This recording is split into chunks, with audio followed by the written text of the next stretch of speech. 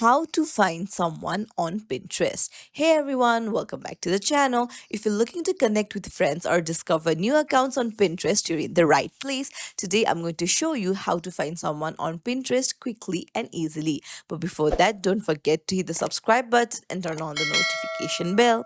So first things first, open up the Pinterest app on your device, and once you're in, you'll see search icon at the bottom.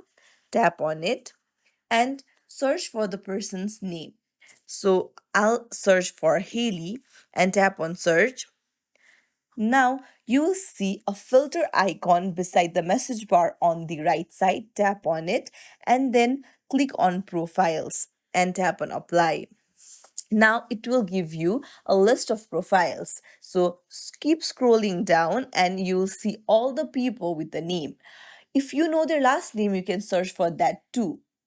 Now so scroll down until you find them and then you can hit the follow or unfollow as needed. Unfortunately, Pinterest doesn't allow you to upload your contacts directly. So if you can't find someone, just text them to ask for their profile information. And you can also share your profile information by tapping on the top right arrow.